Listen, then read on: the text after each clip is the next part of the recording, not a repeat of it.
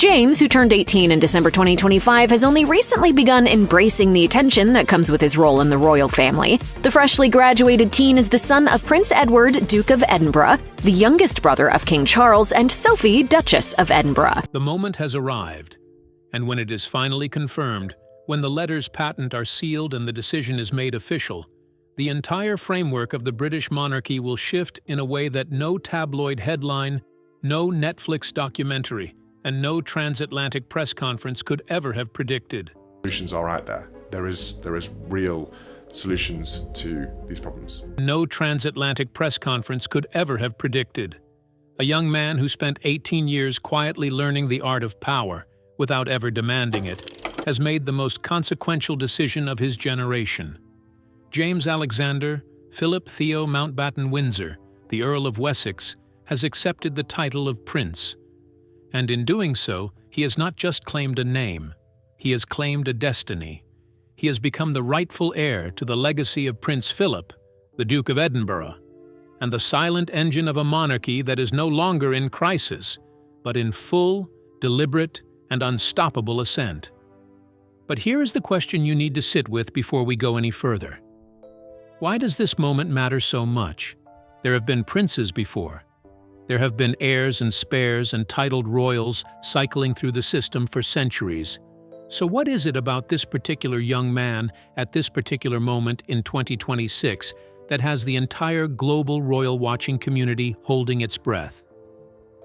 Stay with us, because by the time we reach the end of this story, you will understand that the acceptance of this title is not just a legal formality. It is the closing of a circle that began the moment Prince Philip first took a young James fishing on the banks of the River Dee at Balmoral. It is the fulfillment of a promise made in silence, honored in service, and sealed in the most profound act of royal duty this generation has ever witnessed. The weight of the name. Let us begin with the name itself, because every single word carries meaning. James Alexander Philip Theo. The Philip is not accidental. It was placed there with the full, deliberate intention of a family that understood, even at the moment of his birth, that something different was at work in this child. Prince Philip, the Duke of Edinburgh, was the defining force of the modern British monarchy for over 7 decades. He was the man behind the throne in the most literal sense, the architect of its internal culture, the enforcer of its discipline, and the keeper of its most rigorous standards. He was not always loved by the press. He was not always understood by the public. But he was, without question, the structural backbone of an institution that has outlasted empires. When James carries that name, Philip, it is not ceremonial. It is a covenant. And when you look at this young man, now 18 years old and standing at the threshold of an official princely title, you see that covenant being honored in full. Think about this for a moment. Of all the grandchildren of Queen Elizabeth II, of all the children who grew up in the orbit of that extraordinary couple, why was it James, the youngest, the quietest, the one deliberately kept out of the public eye, who absorbed the deepest lessons of Prince Philip's philosophy? Why was it James who spent those long, cold afternoons at Balmoral learning the art of fly fishing, that peculiarly aristocratic discipline of patience, silence, and absolute environmental awareness? The other grandchildren had their own relationships with their grandfather, their own memories, and their own inheritances. But the bond between Philip and James was something different. It was almost as if the old Duke recognized, in the youngest of the line, the temperament that most closely mirrored his own. The decision that defines a generation. Now let us talk about the actual decision, because the acceptance of the HRH style by James Alexander is not as straightforward as it might appear. Under the current letters patent, the legal framework that governs royal titles in the United Kingdom, the choice was entirely his. He was not required to become a prince simply by virtue of turning 18. The entitlement existed, but the exercise of it was a personal, deliberate, and entirely voluntary act. And that is what makes this moment so electrifying.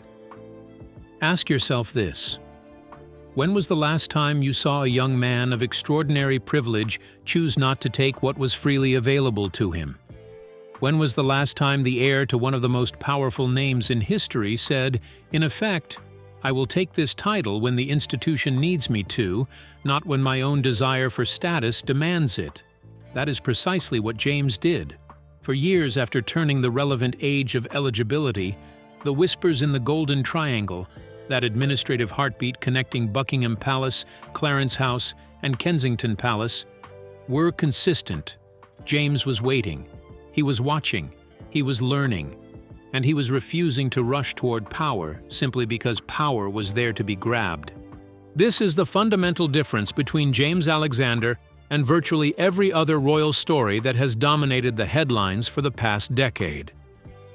The narrative that consumed the world for years was built on the opposite impulse, the impulse to demand, to claim, to announce, and to insist upon recognition. What we are witnessing now, in the spring of 2026, is the counter-movement to all of that. It is quiet, it is deliberate, it is almost shockingly mature, and it is redefining what it means to be a prince in the 21st century. The making of a prince, Sophie's master plan. No conversation about James can proceed without addressing the woman who is, by the universal consensus of every serious royal commentator in Britain today, the true architect of his extraordinary character. Sophie, the Duchess of Edinburgh, the woman who was once described in palace circles as the late Queen's favorite daughter-in-law. The woman who made a decision at the very beginning of her marriage to Prince Edward that was so radical, so contrary to the established norms of the royal institution, that it raised eyebrows from Buckingham Palace to St. James's. Sophie and Edward decided that their children would not be styled as his or her Royal Highness. They would not carry princely titles into childhood. They would be raised as the children of an earl, grounded, ordinary in the best possible sense of that word, capable of navigating the real world without the automatic deference that a royal title commands. Why does this matter? Because it means that for the first 18 years of his life, James Alexander had to earn his place in every room he entered. He could not rely on the magic of a title to open doors or command respect. He had to use his mind, his manners, his character, and his genuine engagement with the world around him. He took public buses. He waited in queues. He learned to speak to people from every background without the invisible wall of royal entitlement, separating him from ordinary human experience. Can you understand what that does to a person's psychology? Can you appreciate the difference between a child who grows up being told, "You are a prince, the world will come to you," and a child who is told, "You are a citizen with an extraordinary legacy, and you will have to prove yourself worthy of it every single day"? That is the foundation upon which James Alexander has been built. And it is a foundation of granite. Sophie's genius, and make no mistake, it is genius, was in understanding that the monarchy of the future would not survive on the mythology of the past. It would need real people, people who understood the world, people who had actually lived in it, rather than merely waving at it from a balcony. In raising James the way she did, Sophie produced exactly that. She produced a royal who is authentic because he has been tested by reality. And now, as he steps forward to accept the full weight of his title and his legacy, that authenticity is his most powerful asset. Heir to Philip, the fishing lessons that built an empire. Let us return to Balmoral. Because the story of James and Prince Philip, of the grandfather and the grandson who shared a temperament that skipped several generations, is central to understanding why this title acceptance is so much more than a procedural announcement. Fly fishing, to those who do not know it, sounds like a gentle, pastoral hobby, the kind of thing a wealthy man does on a pleasant afternoon. In reality, it is one of the most demanding and philosophically rich disciplines in the British aristocratic tradition. To fly fish successfully, you must stand in freezing water for hours at a time. You must calculate the precise speed of the current beneath your feet. the direction of the wind, the angle of the light on the surface, the subtle movements of the ecosystem around you. You must be perfectly, absolutely silent, not just in your body, but in your mind. Any fidgeting, any impatience, any noise, and the fish are gone. The river tells you nothing unless you are still enough to listen. Prince Philip understood this. He used fly fishing not just as a sport, but as a laboratory for the development of character. And it was in those long, quiet afternoons on the banks of the Dee, the water cold, and the Highland air sharp with the smell of heather and pine, that the old Duke found in his youngest grandson the student he had perhaps been waiting for his entire life. James absorbed everything: the patience, the silence, the analytical observation of the environment, the understanding that you do not fight the current. You read it, you respect it, and you work with its logic rather than against it. This is not a metaphor. This is a direct inheritance. The stillness that the world now sees when James stands at a state ceremony, that absolute, unshakable composure that left veteran royal correspondents speechless at recent high-profile events, is the same stillness he learned on that river. The way his eyes move through a room, taking in everything, committing to nothing prematurely. That is the same analytical focus that fly fishing demands. Prince Philip, through those quiet lessons at Balmoral, did not just teach James how to fish, he taught him how to rule. And there is something profoundly moving about that continuity. Philip is gone now. The world mourned him. The monarchy felt the absence of his structural force in ways it is still processing. But in James Alexander, a direct line of inheritance runs, not of blood alone, but of character, of discipline, of philosophy. When James accepts the title of prince, he is in a very real sense completing a transmission that began beside a cold Scottish river and was meant, from the very beginning, to outlast the man who started it. The vigil that changed everything. There is a single image from recent royal history that, more than any other, defines the essence of James Alexander. If you have not seen it, you need to understand what happened at Westminster Hall during the lying-in state of Queen Elizabeth II. In that vast, ancient chamber, surrounded by the most senior members of the royal family and watched live by tens of millions of people around the world, the grandchildren of the late Queen stood vigil over her coffin. James was 14 years old. Think about that for a moment. 14 years old, in the full glare of the most scrutinized royal event of the 21st century, standing guard over the body of his grandmother, the woman who had been the most recognizable human being on Earth for 70 years. The emotional pressure of that moment, the grief, the gravity, the sheer weight of history in that room was something that has reduced experienced statesmen to visible distress. And here was a 14-year-old boy. He did not fidget. He did not look around. He did not show the self-consciousness that any normal teenager would have displayed in that environment. He stood with his head bowed and his expression a mask of absolute, dignified concentration. He was not performing composure. He was not pretending to be older than he was. He was simply doing what he had been prepared, by character and by upbringing, to do. He was honoring a duty. He was representing a lineage. He was standing as a soldier stands, not for himself, but for something immeasurably larger than himself. That moment was seen by millions. And for those who were paying attention, the serious royal commentators, the palace insiders, the constitutional scholars, it was the moment that changed the conversation about James Alexander permanently.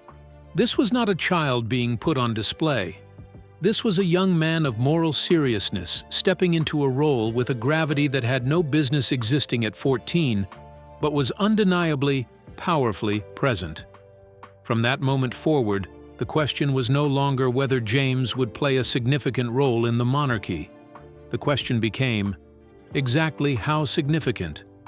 The South Africa tour, Prince Without a Title, Fast forward to his recent global debut, the South African tour that served as the world's formal introduction to a young man who had spent his entire life preparing for exactly this kind of moment without ever having been officially titled.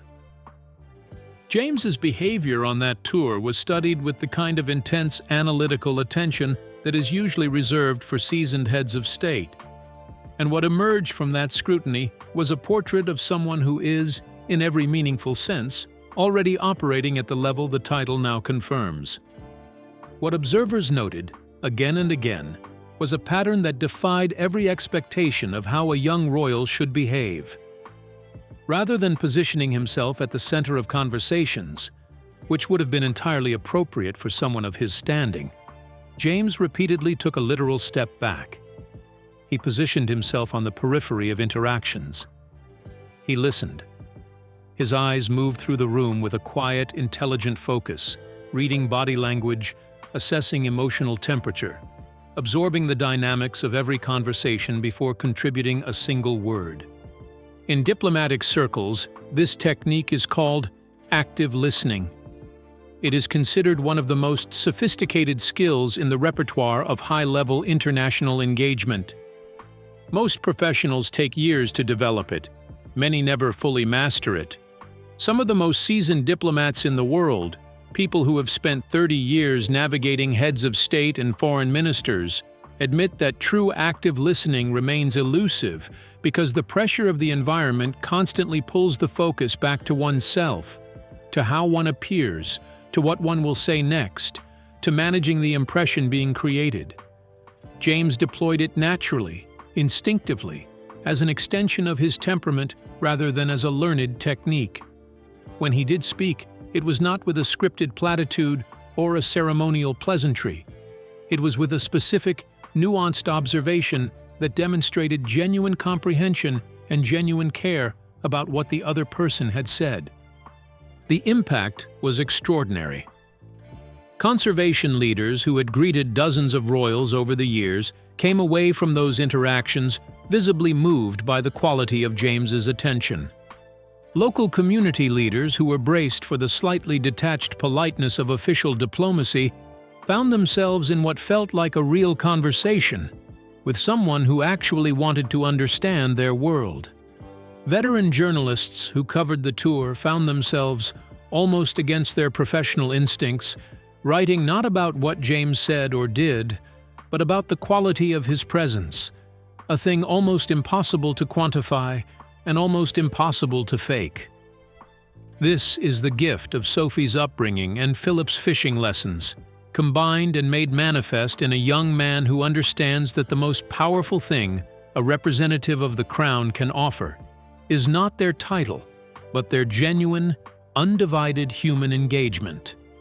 There is another dimension to the South Africa tour that deserves close attention, because it speaks directly to why the palace has moved with such strategic deliberateness in positioning James as it has. During the tour, James was not styled as a prince. He was attending as the son of the Duke and Duchess of Edinburgh, in his capacity as the Earl of Wessex, a title of significant nobility, but one that carries none of the automatic deference of the HRH style. And yet, in room after room, conversation after conversation, the people he met treated him with a respect and a genuine warmth that no title had manufactured. He earned it in real time. He commanded it through character. This is precisely the outcome Sophie engineered 2 decades ago when she and Edward made their revolutionary decision about how their children would be raised. And in South Africa, watching it play out on the world stage, the palace knew with absolute certainty that the bet had paid off beyond anyone's most optimistic expectations. Filling the void, the new framework of royal loyalty. Let us address directly what everyone in the royal watching community has been discussing in increasingly unguarded terms. The departure of the Duke and Duchess of Sussex created a structural problem for the British monarchy that went far beyond the personal and the emotional. It created a manpower crisis at a moment of maximum institutional pressure. The working royal family, the core group of individuals who carry out the thousands of patronages, engagements, overseas tours, and ceremonial duties that constitute the daily operational life of the crown, was left with a significant gap. For years, various solutions were discussed, various candidates were considered, various structural adjustments were made, but none of them fully addressed the underlying problem, which was not simply one of numbers but of character. The monarchy needed a young royal who combined genuine public appeal with absolute institutional loyalty. Someone who could be trusted not just with a patronage or a foreign tour, but with the long-term strategic integrity of the crown itself. The palace has found that person. And the extraordinary, almost poetic irony is that they found him not by looking outward, not by seeking new arrangements or new alliances, but by looking right at the young man who had been quietly, diligently preparing for exactly this role his entire life. James is not replacing anyone. He is not a substitute or a consolation prize. He is, in the view of those closest to King Charles III and the Prince of Wales, the superior solution, not because of what others lacked, but because of what he uniquely possesses. What does he possess? Let us be specific. He possesses the stoicism and the institutional loyalty of Prince Philip. He possesses the grounded, real-world empathy that comes from 18 years of navigating ordinary life as a private citizen. He possesses a STEM-focused analytical mind that equips him to engage with the most pressing issues of the modern world: climate science, defense technology, ecological engineering, institutional efficiency, with genuine depth and not just royal courtesy. He possesses a relationship with the Prince of Wales that insiders describe as the most important alliance in the current royal family, a partnership of genuine mutual respect and shared purpose that echoes the bond William has long sought and never quite found elsewhere. And crucially, he possesses the discretion that the modern monarchy depends upon. He has not told his story to a streaming platform. He has not sat in front of a camera and processed his emotions for global consumption. He has lived his life quietly, served his family faithfully, and allowed his character to speak through his actions rather than his words. In an era of radical transparency that has so often corroded royal authority, James has maintained the mystique. He has kept the mystery. And in doing so, he has made himself, paradoxically, the most compelling figure in the royal family. The STEM Prince. Why James is the monarchy's greatest modern asset. Here is something that the mainstream coverage of James Alexander has consistently underreported, and it is perhaps the most significant aspect of his profile from the perspective of the monarchy's long-term future. James is not just a dutiful young royal with good manners and a talent for ceremonies. He is a genuinely intellectually formidable young man with a deep, serious engagement with the world of science, technology, engineering, and mathematics. This matters enormously. Think about the challenges the British monarchy faces in the 21st century. It must prove its relevance to a public that is increasingly skeptical of hereditary privilege. It must engage credibly with the defining issues of the age: climate change, technological disruption, geopolitical realignment, ecological crisis. It must function, as King Charles III has long insisted, as a high-performance institutional machine, and not just as a ceremonial relic. To do these things, the working royal family needs members who do not just lend their names to worthy causes, but who actually understand what those causes involve at a technical and strategic level. James is that member. His interest in conservation, for example, is not the soft, photogenic engagement with cute animals that can characterize celebrity environmentalism. It is a rigorous, engineering-minded engagement with ecosystems as complex systems that need to be understood, modeled, and managed with data-driven precision. His interest in the military is not merely a love of ceremonial uniforms and regimental history. It is a strategic, analytical engagement with defense networks, logistical systems, and the technical hardware that protects national security. When James sits in a briefing, he does not need everything translated into layman's terms. He brings his own analytical framework to the table. King Charles III has recognized this with what insiders describe as a quiet but intense relief. The king, who has spent decades championing causes that were often dismissed as eccentric before the world finally caught up with his thinking on organic farming, architectural heritage, and ecological sustainability, now has in his nephew a young man who shares his intellectual seriousness and brings it to a new generation with a fluency in the language of the digital age. James is the bridge between the king's wisdom and the world's future. William's lieutenant, the partnership that will define the next reign.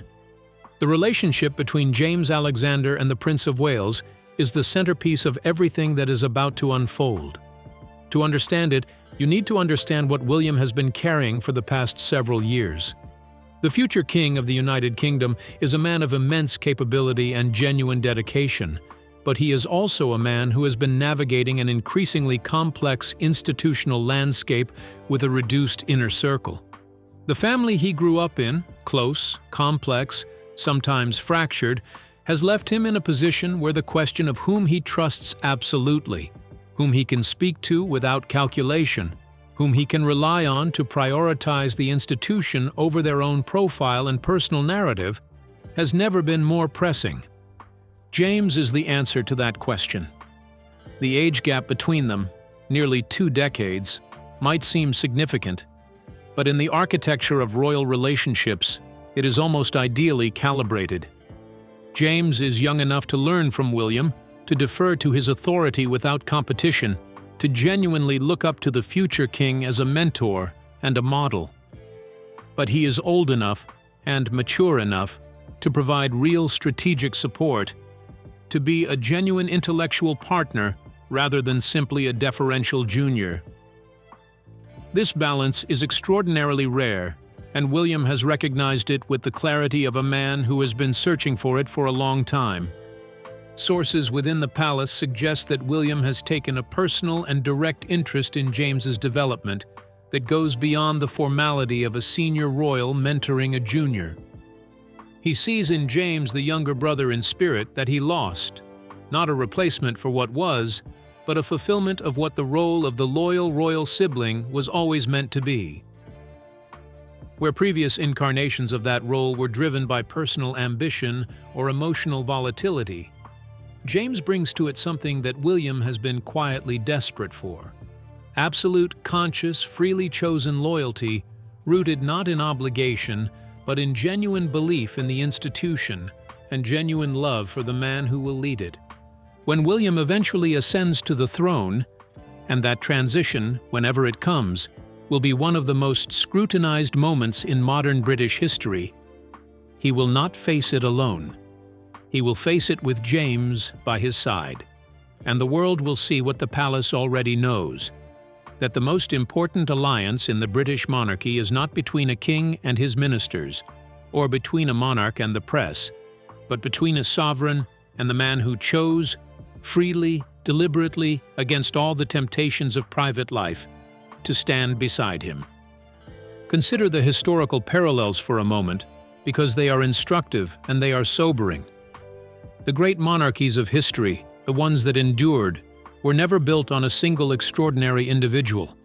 They were built on systems of loyal support, on the relationships between sovereigns and their most trusted inner circle that held the institution upright through the inevitable storms. The House of Windsor has understood this in theory for decades. In James, it now possesses it in practice. A young man of royal blood, royal training, and, crucially, genuine personal conviction about the value of what the crown represents.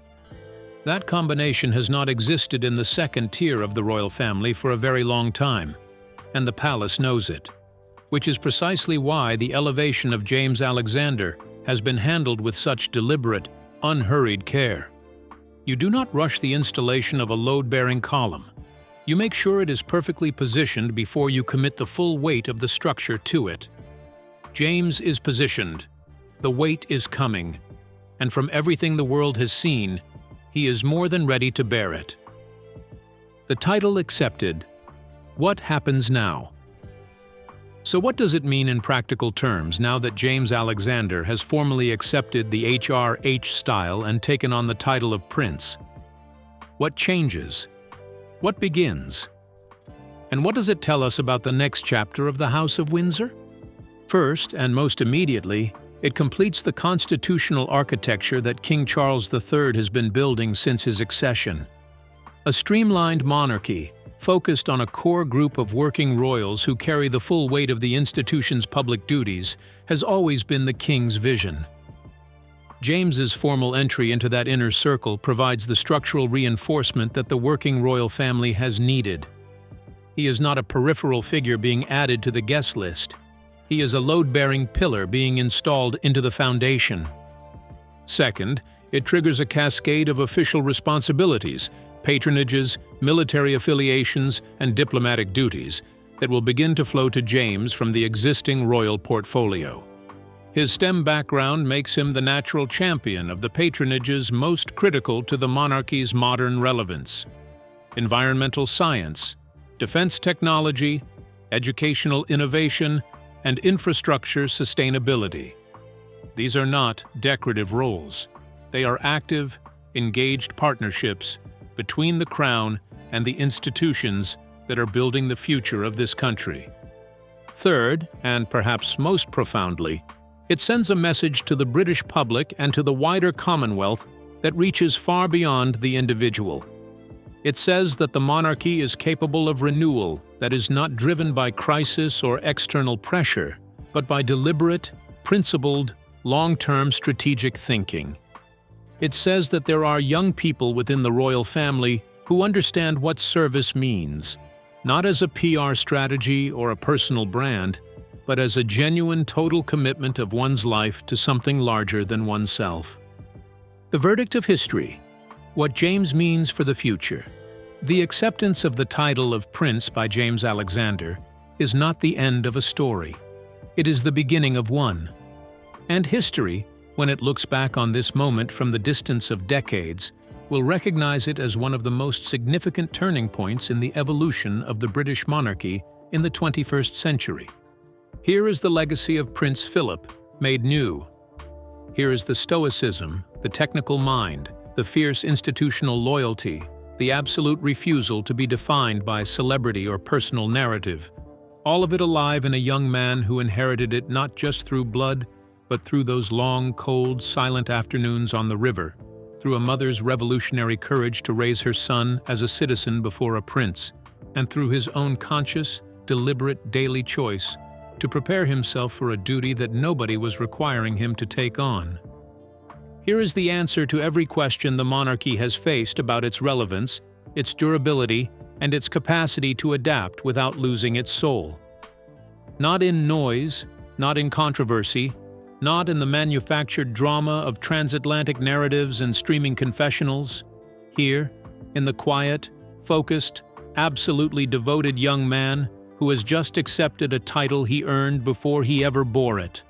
What should not be underestimated is the cultural statement that James's title acceptance makes to an entire generation of young people who have grown up watching the British monarchy navigate its most turbulent period since the abdication crisis.